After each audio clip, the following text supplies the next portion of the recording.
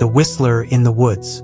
The campfire crackled softly, its embers painting flickering shadows on the faces of the group huddled around it. Jesse, their de facto leader, leaned forward. "Ever heard of the Whistler? They say he's out here somewhere, waiting for someone to wander too far." The others chuckled nervously. They were miles from civilization, deep in the forest where the trees loomed like silent giants. But as the night deepened, the laughter faded, and the oppressive quiet of the woods set in. It started as a faint sound. Just past midnight, when the fire was beginning to dim, a soft whistle floated through the air. "Probably the wind," said Alex, though his voice wavered. The sound came again, clearer this time. A strange tune, sharp, precise notes that cut through the stillness like a blade. The group exchanged uneasy glances. "Who'd be out here at this hour?" muttered Sarah, clutching her flashlight. Jesse stood, his bravado intact. "I'll check it out. Probably just some idiot trying to mess with us." The others protested, but Jesse was already stepping into the shadows, the whistle growing louder as he moved further from the campfire. The group watched his flashlight beam disappear among the trees. Minutes ticked by, then an hour. Jesse didn't return. "Maybe he got lost," Sarah whispered, but her words lacked conviction. As if to answer, the whistling resumed, closer this time. The haunting melody seemed to circle the campsite, moving unnaturally fast. "Jesse!" Alex called out. His voice cracked. The only response was the whistling. The group decided to stick together and search for Jesse. Flashlights swung wildly as they stumbled through the dense underbrush. The whistling grew louder with every step, echoing in every direction. Then they found him, or what was left of him. Jesse's body leaned against a tree, his face frozen in a rictus of terror. His throat was slit cleanly, almost surgically, and in his hand was a small wooden whistle. "Oh my God!" Sarah gasped, backing away. Suddenly, the whistling stopped. The oppressive silence of the forest returned, thicker than before. "We need to get out of here," Alex shouted, grabbing Sarah's arm. But the whistle blared again, this time from right behind them. They turned, their flashlights trembling, to see a figure standing at the edge of the clearing. Its face was obscured by a wide-brimmed hat, and it held a small wooden whistle to its lips. The tune it played was slow, almost mocking. Alex shouted and lunged at the figure, but the figure melted into the shadows as if it were never there. The group ran blindly, stumbling back toward the campsite. They didn't stop until they were huddled around the dying fire, their breaths ragged. "We're leaving at first light," Alex said, his voice trembling. But the first light never came.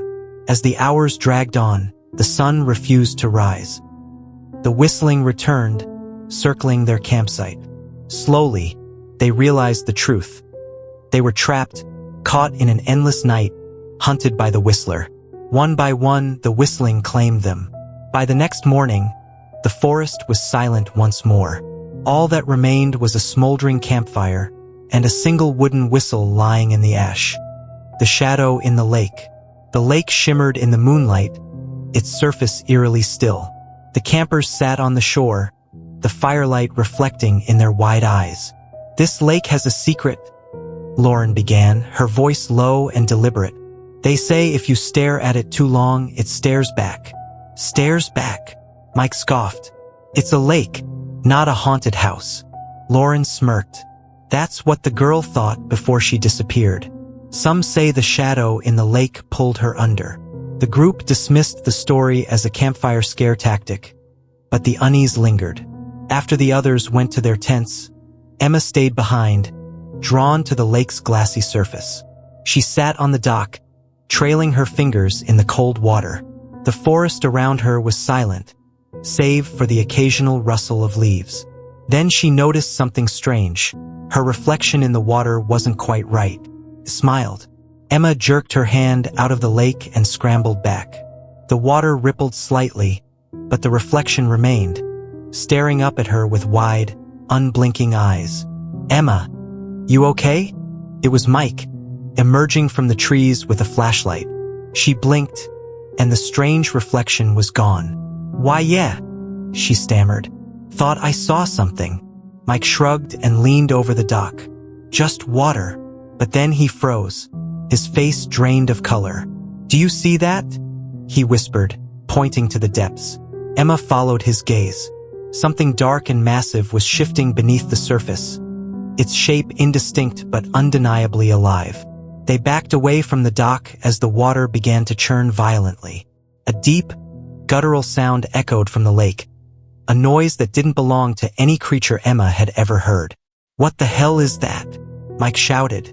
The water exploded upward, and a massive shadow emerged, its form cloaked in darkness. It had no discernible features, but its presence was suffocating. Emma screamed as tendrils of shadow snaked out, reaching for her and Mike. They bolted toward the campsite, but the shadow followed, gliding across the water like an unnatural mist. They burst into the campsite, shouting for the others. Lauren and the rest stumbled out of their tents, groggy and confused. What's going on? Lauren demanded. But before Emma could explain, the shadow loomed over the group. It reached for Lauren first, pulling her into its darkness. Her screams were muffled, then silenced. Panic erupted as the campers scattered into the woods. Emma and Mike stuck together, sprinting through the trees with no sense of direction. We can't outrun it, Emma panted, glancing over her shoulder. The shadow was still pursuing them, its shape expanding and contracting unnaturally. Mike tripped, falling hard onto the forest floor. Emma tried to help him up, but the shadow engulfed him, dragging him away. His screams faded as the darkness swallowed him whole. Emma ran until her legs gave out. She collapsed by the shore of the lake, trembling. The water was calm again, the shadow gone, or so she thought. As she leaned over the edge, catching her breath, she saw her reflection once more, smiled, and then it winked. The last thing Emma felt was the icy grip of the lake pulling her under. By morning, the lake was still and silent, a perfect mirror reflecting the empty campsite. The lantern man, the forest trail seemed endless in the fading twilight. The four campers trudged forward, their flashlights casting thin beams through the encroaching darkness. Almost there, Jake muttered, glancing at the map. Better be, Carly said. I don't want to end up like those hikers they found here last year. What happened to them? Asked Tim, the youngest of the group. Jake smirked. They say the lantern man got them. You see his light? You're already dead. The group laughed nervously, but none of them spoke again as the shadows deepened around them. They reached the campsite just as the last rays of sunlight faded. As Carly lit the fire, Tim wandered to the edge of the clearing. Hey, don't go too far, called Elena, their cautious friend. Tim waved her off but froze mid-step. In the distance, through the trees, a faint yellow light flickered. Guys, check this out, he called. The others joined him, peering through the underbrush. The light swayed gently, like an old-fashioned lantern held by an invisible hand. Probably a hiker, Jake said, though his tone lacked confidence. Let's go say hi, Tim said, already moving toward the light. Bad idea, Carly muttered, but curiosity won and they followed. As they approached, the light retreated, always staying just out of reach. The group chased it deeper into the forest, the flickering glow their only guide. Then, without warning, the light disappeared. The campers stood in pitch darkness, their flashlights flickering uselessly. The air grew cold, and an unnatural silence settled over the forest. Let's go back, Carly whispered, her voice trembling. But as they turned, the light reappeared, this time much closer. The light revealed the silhouette of a man standing impossibly still. He wore a tattered coat, and in his hand was a rusted lantern glowing with a sickly yellow light. Hello, Jake called, his voice cracking. The figure didn't respond. Instead, the lantern's glow intensified, bathing the campers in its eerie light. Suddenly, the man began to move, jerky, unnatural steps that brought him closer with unnerving speed. Run! Elena screamed. They scattered, plunging into the forest. The lantern's glow darted through the trees, always on their heels. Tim tripped and fell, his flashlight skidding into the darkness. As he scrambled to his feet, the lantern man loomed over him. Tim's scream was cut short as the light engulfed him, leaving behind only silence. The others regrouped at the campsite, panting and terrified. "Where's Tim?" Carly asked, her voice breaking. Before anyone could answer, the light appeared again at the edge of the clearing. The lantern man stepped forward, his face finally visible. His hollow eyes burned with an otherworldly fire, and his mouth twisted into a cruel smile. Jake threw a rock at the figure, but it passed through him as if he were made of smoke. The light flared brighter, and the campers screamed as shadows with clawed hands emerged from the glow, dragging Carly into the darkness.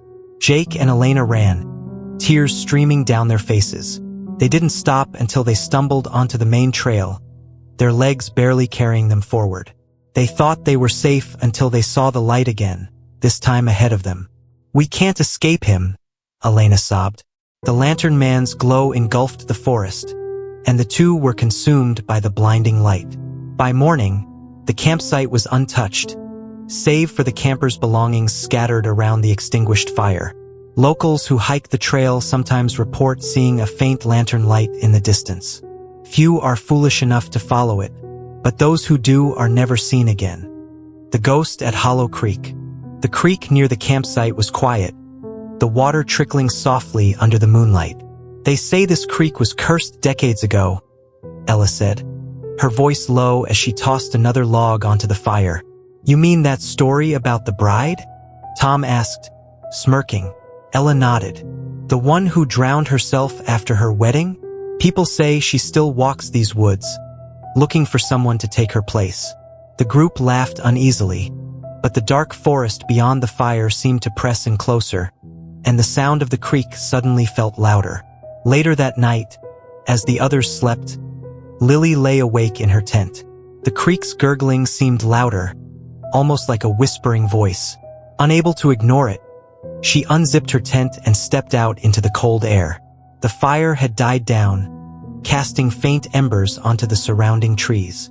The whispering grew clearer, almost like a song. It was coming from the creek.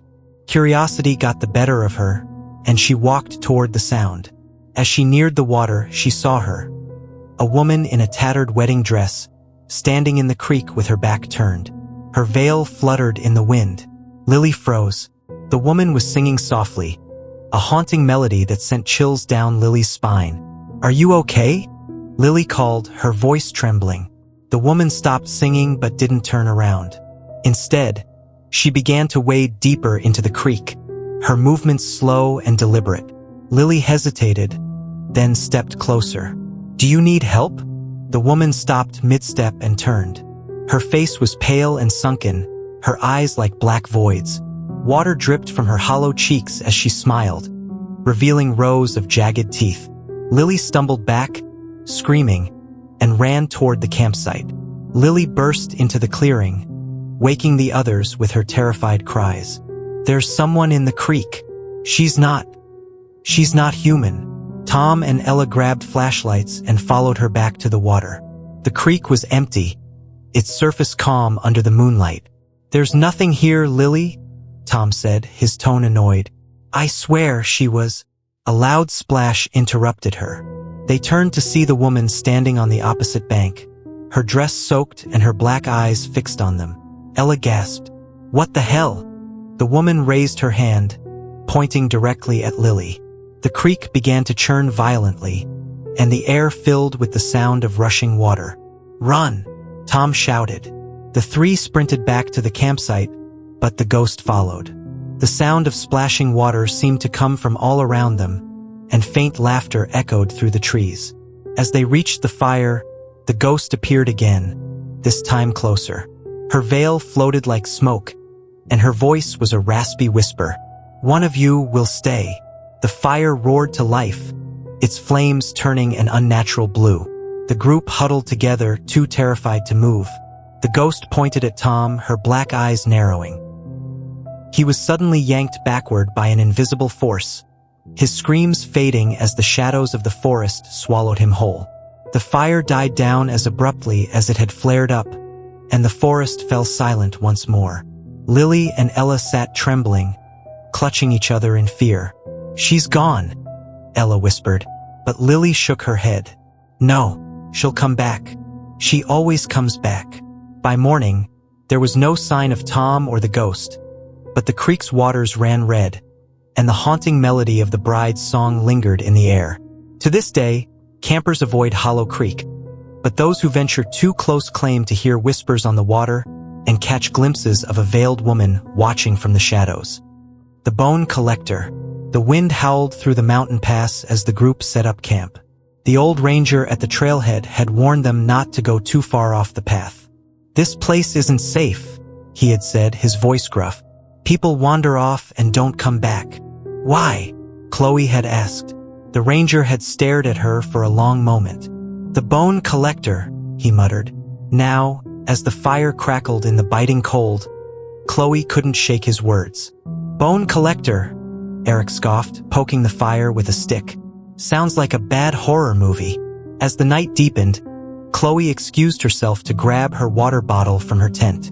While rummaging through her bag, she heard the faint sound of twigs snapping just beyond the campsite. She froze, listening. The sounds grew louder, deliberate. "Eric?" she called. No answer. Cautiously, Chloe unzipped her tent and peered out. The forest was pitch black beyond the circle of firelight. She thought she saw movement, something tall and thin slipping between the trees. "Very funny, Eric," she muttered, stepping toward the fire. But Eric was there, still seated and laughing with the others. "What?" he said when he noticed her staring. Chloe turned back toward the woods, her heart racing. Whatever she'd seen, it wasn't Eric. Later, as the group settled into their tents, the sounds returned, closer this time. Chloe lay awake, clutching her sleeping bag. Just outside, she heard a slow, deliberate scraping, as if something heavy was being dragged across the ground. A scream shattered the silence, jerking Chloe upright. It was Eric. She burst out of her tent to find him standing at the edge of the campsite, his flashlight trembling in his hand. "What's wrong?" Chloe asked. I saw something," Eric stammered, pointing into the darkness. The others emerged from their tents, groggy and annoyed. "Probably a deer," Jake said dismissively. Eric shook his head. "No, it was..."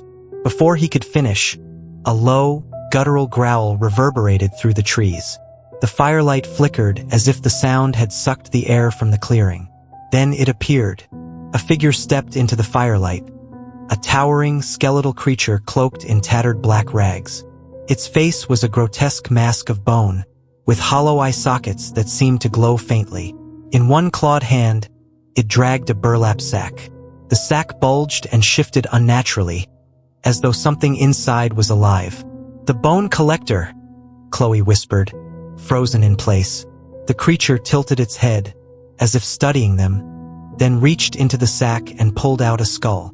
It held the skull aloft, and an unearthly wail erupted from the forest. The group bolted, scattering into the woods. Chloe ran blindly, branches tearing at her clothes. Behind her, she heard Eric scream, followed by the sickening crunch of bones. She stumbled into a clearing and turned back, hoping against hope to see her friends. Instead, she saw the Bone Collector emerging from the shadows, dragging its sack behind it. "Stay away," Chloe screamed, throwing a rock at the creature. It stopped and tilted its head again, almost curiously. Then it opened the sack wider, revealing dozens of skulls, each glowing faintly with an eerie green light. The creature stepped toward her, and Chloe braced for the end. But then it spoke, its voice a rasping whisper. "You are not ready." The Bone Collector turned and disappeared into the woods, leaving Chloe trembling and alone. By dawn, she found her way back to the trailhead. Eric, Jake, and the others were never seen again. Hikers still report sightings of the Bone Collector in the mountains, dragging its sack of stolen remains. And they say if it pulls out a skull that looks like you, your time is up. The Screaming Cabin. The abandoned cabin sat deep in the woods, its windows shattered and roof sagging under decades of neglect. "You actually want to sleep in that thing?" Mark asked, squinting at the structure. It's either this or freezing out here, Rachel replied, hoisting her backpack higher. The sun was already setting, and the forest around them was growing colder by the minute. We don't have to stay the whole night, Megan added. Just until we warm up. Mark sighed. Fine, but if I hear one ghost story, I'm out. The cabin's interior was worse than they'd expected. Cobwebs clung to every corner, and the faint smell of rot lingered in the air. But it was shelter, and soon they had a small fire going in the crumbling stone fireplace. Legend has it this place is haunted, Megan said, her voice teasing. Mark groaned. Of course it is. I'm serious, Megan insisted. People say the cabin screams at night. Some campers even went missing up here a few years ago. Rachel rolled her eyes.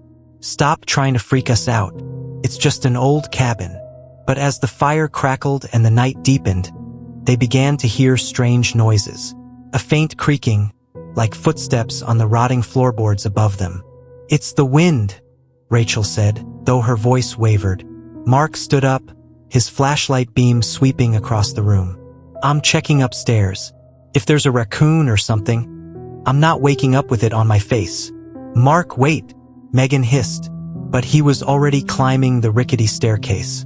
The cabin fell silent as they waited for Mark to return. Minutes passed. Mark, Rachel called. No answer.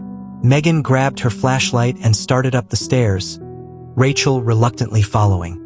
The air grew colder with each step, and the shadows seemed to stretch unnaturally in the dim light. At the top of the stairs, they found Mark.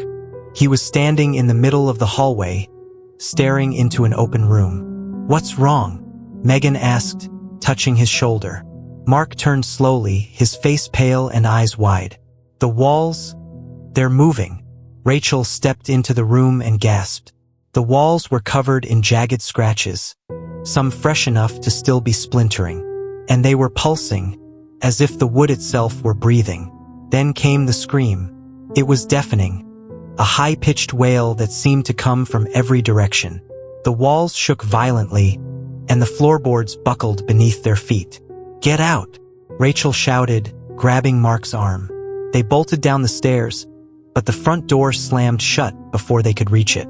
The fire in the fireplace roared to life, its flames a sickly green. Shadows stretched and twisted across the walls, forming the outline of a figure. A tall, gaunt man with hollow eyes and a mouth twisted into a scream. The figure stepped out of the shadows, its body flickering like static. Its mouth opened wider than humanly possible, and another scream tore through the cabin. The sound was unbearable, like knives slicing through their minds. Rachel fell to her knees, covering her ears, but it didn't help. Megan crawled toward the window, desperate to escape. She smashed the glass with her flashlight and helped Rachel through, but when she turned to pull Mark out, he was gone. Mark! She screamed, but the only response was the cabin's inhuman wail. As the girls ran into the forest, the screaming faded, leaving the woods eerily silent. When they reached the trailhead at dawn, they looked back to see the cabin, intact and lifeless as if nothing had happened. Mark was never found, but on quiet nights, hikers claim they hear screaming echoing through the forest. Those who venture too close say the cabin's windows glow green, and inside, you can see shadowy figures scratching at the walls. The faceless watcher. The clearing was the perfect spot for a campfire, or so they thought. Surrounded by dense woods, the group of friends, Ben, Lila, Sam, and Erica, settled in for the night. The air was crisp, and the crackling fire added a cozy glow to the chilly evening. Did you hear about the faceless man? Sam asked, grinning as he poked at the flames. Not this again, groaned Erica. No, listen. They say he lives in these woods. No eyes, no mouth. Just smooth skin where his face should be. He watches people who come too close. That's ridiculous, Lila said, but she couldn't help glancing over her shoulder at the dark forest. The group laughed off Sam's story, but as the night went on, an uneasy feeling settled over the camp. Erica swore she heard footsteps in the woods, but when they shone a flashlight, they saw nothing. I'm telling you, something's out there, Erica whispered. "You're freaking yourself out," Ben said, though he tightened his grip on the flashlight. Later, as the fire burned low, Sam left to gather more wood. The others sat in silence, listening to the faint rustle of leaves. Minutes turned into a half hour, and Sam didn't return. "I'll go look for him," Ben said, standing up. Lila grabbed his arm. "Wait, what if?" She didn't finish the sentence, but her eyes darted toward the trees. "Don't start," Ben muttered, shaking her off and heading into the woods. The forest was eerily silent as Ben walked, calling for Sam. His flashlight illuminated twisted roots and bare branches, but no sign of his friend. Then he saw something ahead, a figure standing still in the shadows. "Sam!" Ben called, stepping closer. The figure didn't move. As Ben approached, his breath caught in his throat.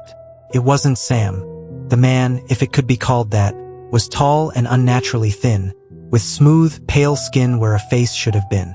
No eyes, no nose, no mouth. Just a blank expanse of flesh. The faceless watcher tilted its head, as if studying Ben. Ben stumbled backward, nearly dropping his flashlight. The creature took a step forward, its movements stiff and unnatural. "Stay back," Ben shouted, his voice cracking. The watcher didn't stop. Instead, it raised a long skeletal hand and pointed to the ground. Ben followed its gesture and saw Sam's flashlight lying in the dirt, its beam flickering. "No," Ben whispered, backing away. The watcher moved closer, faster now, its faceless head tilting at an unnatural angle. Ben turned and ran, crashing through the underbrush until he reached the campsite. "Where's Sam?" Lila asked, her voice panicked as Ben burst into the clearing. "We have to go," Ben shouted. Erica grabbed her jacket, but before they could move, the fire flickered violently, casting long shadows across the trees. The faceless watcher stepped into the clearing, its blank face reflecting the firelight. "No," Lila whispered, clutching Erica's arm. The watcher raised its hand again, and the fire went out, plunging the campsite into darkness. In the chaos, Lila and Erica screamed as the creature's pale form moved through the blackness. Ben ran blindly into the woods, not stopping until he collapsed at the edge of the highway. The next morning, search teams found the campsite. The fire pit was cold, the tents abandoned. There was no sign of Sam, Lila, or Erica. Only a single flashlight lying on the ground, its beam pointed toward the trees. Hikers in the area still report seeing a pale figure watching from the shadows. Some say it has no face, while others claim to have seen their own reflection staring back from its smooth, featureless skin. The thing in the fog. The dense fog rolled in just after sunset, thick and cold, muffling every sound in the forest. The group of campers, Mia, Jackson, Tara, and Cole, sat closer to the fire, its orange glow barely visible through the haze. "This fog came out of nowhere," Mia said, hugging her knees. "It's normal in the valley," Jackson replied, though his voice lacked confidence. "It'll clear by morning. Tell that to the hikers who vanished here last year," Tara said. Cole raised an eyebrow. "What are you talking about?" "People say something lives in the fog," Tara said. "A thing that only comes when the forest is completely silent." The group laughed nervously, but Tara's words lingered in the back of their minds as the night dragged on. Hours later, as the fire dwindled, Mia heard it first. A faint sound, like wet footsteps slapping against the forest floor. "Did you hear that?" she whispered. Jackson looked up, his face pale. "It's just an animal." The footsteps grew louder, circling the campsite. The fog pressed in closer, and the fire crackled weakly as if struggling for air. Suddenly, Tara pointed. "There's something out there." A shadow moved through the fog, too large to be any animal they knew. It stopped just at the edge of the firelight, its outline distorted by the swirling mist. "Who's there?" Jackson called out, his voice trembling. The shadow didn't respond. It stood still for a moment, then melted back into the fog. The group debated leaving, but the dense fog made it impossible to navigate the forest safely. Instead, they huddled together near the fire, their flashlights pointing into the haze. The footsteps returned, louder this time. And then came the voice. A low, rasping whisper. "Come closer." Mia clutched Tara's arm. "We're not imagining this, are we?" "No," Tara said, her voice shaking. The shadow reappeared closer now. It moved unnaturally, as if its limbs were too long and its joints bent the wrong way. The thing in the fog stepped into the firelight, and the group froze. Its body was grotesque, a twisted amalgamation of limbs, its flesh pale and slick as though it had crawled out of a swamp. Its face was featureless except for a wide, lipless mouth that split open to reveal rows of jagged teeth. "Run!" Jackson shouted, shoving Mia toward the woods. They scattered, their flashlights cutting erratic beams through the fog. The thing let out a guttural screech and lunged after them, its long limbs dragging it forward with unnatural speed. Mia tripped over a root and fell hard. She looked back to see the creature looming over her, its gaping mouth inches from her face. But instead of attacking, it stopped, tilting its head as if studying her. "Why me?" she whispered, tears streaming down her face. The creature hissed, its breath reeking of decay. Then, as quickly as it had appeared, it melted back into the fog. Mia stumbled back to the campsite, her legs shaking. She found Jackson and Tara huddled by the fire, their faces pale. "Where's Cole?" Tara asked. Mia shook her head, unable to speak. They waited for hours, but Cole never returned. By morning, the fog lifted, revealing the forest bathed in sunlight. The campsite looked untouched, as if nothing had happened. But as they packed up to leave, Mia noticed something in the ashes of the fire. A single, deep footprint, larger than any human foot, and slick with a strange black ichor. To this day, locals warn campers to avoid the valley when the fog rolls in.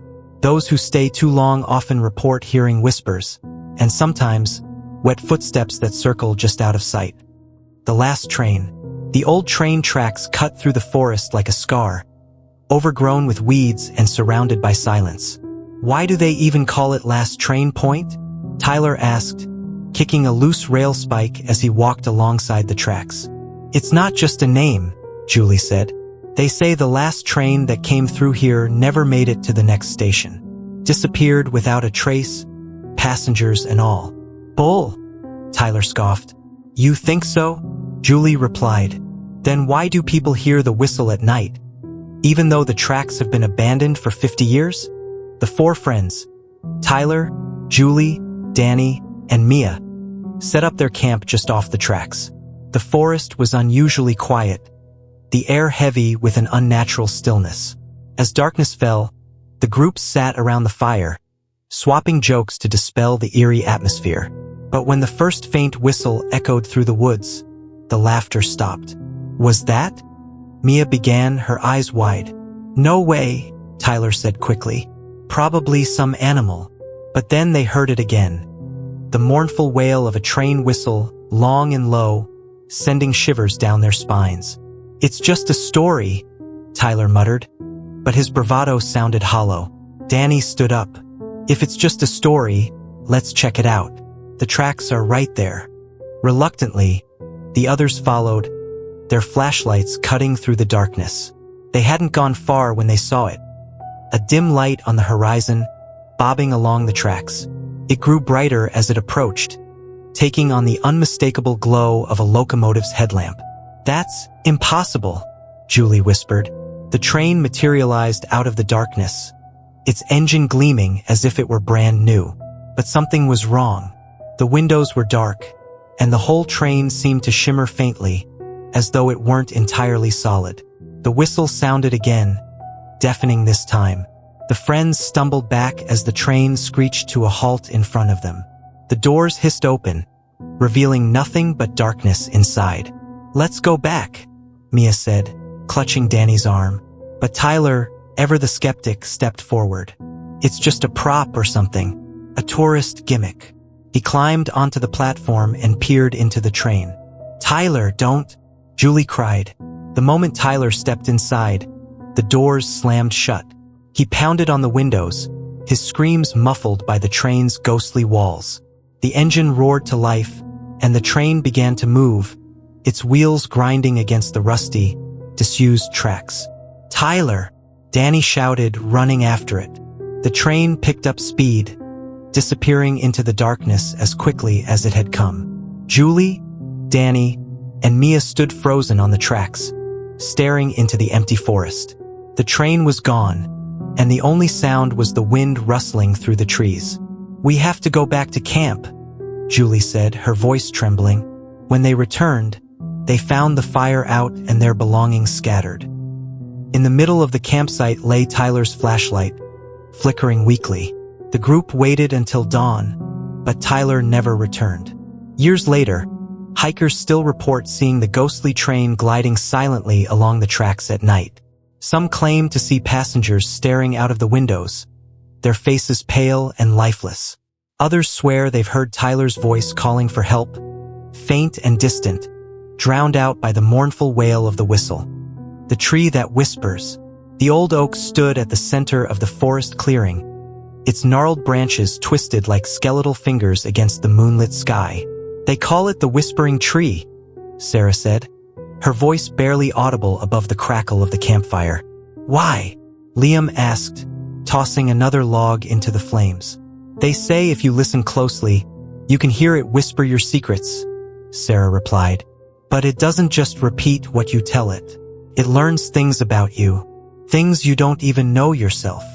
"Sounds like a load of crap," Matt scoffed, but his eyes lingered on the shadowy silhouette of the tree. The group dismissed Sarah's story and eventually went to bed, leaving the fire to smolder. But Matt couldn't sleep. The whispering tree seemed to loom closer every time he closed his eyes, its branches shifting in the faint breeze. Curiosity got the better of him. Slipping out of his tent, he grabbed his flashlight and approached the tree. As he got closer, the air grew colder, and a strange sound reached his ears. A faint, rhythmic rustling that didn't match the wind. "Whispering tree," Matt muttered sarcastically. "What's my secret?" The rustling stopped abruptly, and the air grew deathly still. Matt laughed nervously, about to turn back, when he heard it. "Why did you leave her?" The voice was soft and hollow, but it came from the tree itself. Matt froze. "What? You left her?" The tree repeated, louder this time. The words seemed to come from the very bark, echoing unnaturally in the clearing. Matt stumbled backward, tripping over a root. He didn't understand how, but the tree was talking about his ex-girlfriend, Claire, the one he'd abandoned when she needed him most. "Shut up!" he yelled, his voice cracking. The tree's branches quivered, and the whispering resumed, growing louder. "You're afraid. You'll always run away." Matt scrambled back to the campsite, trembling. The next morning, Matt refused to talk about what had happened. But the others noticed his pale complexion and uneasy glances toward the tree. That night, it was Sarah who couldn't resist the pull of the whispering tree. She slipped away from the campfire and approached its massive trunk. "All right?" she whispered. "What do you know about me?" The tree seemed to groan, its bark shifting slightly. "You'll die here," it rasped. Sarah froze, her breath catching in her throat. "What?" The tree's whispering grew louder, overlapping voices speaking in a cacophony of cryptic phrases. "You shouldn't have come. You brought them here. You'll all die tonight." Before Sarah could run, a branch lashed out like a whip, narrowly missing her. She screamed, stumbling back toward the campfire. "What happened?" Liam asked as she burst into the clearing, shaking. "It spoke to me," she cried. "The tree. It said we're going to die." The group decided to leave immediately, packing up their gear and abandoning the campsite. But as they made their way through the forest, the tree's whispers followed them, growing louder and more sinister. "Why are you running? You can't escape. It's too late." The voices seemed to come from every direction, driving them into a blind panic. As they stumbled into a clearing, Matt stopped suddenly. "Where's Liam?" They looked around, realizing he was gone. "Liam!" Sarah shouted, but her voice was swallowed by the whispers. Then they saw it. The silhouette of the tree, somehow ahead of them, its branches writhing like snakes. Liam hung lifeless from its highest bough, his face pale and eyes wide with terror. Screaming, the group scattered into the woods. Sarah and Matt ran until they collapsed, their breaths ragged. By morning, they found themselves back at the clearing where the whispering tree stood, its branches still and silent in the daylight. Neither Liam nor the others were ever seen again. To this day, locals avoid the clearing, warning hikers never to linger near the ancient oak. Some say they hear whispers in the wind, while others claim the tree moves when no one is looking, its branches reaching for something or someone new.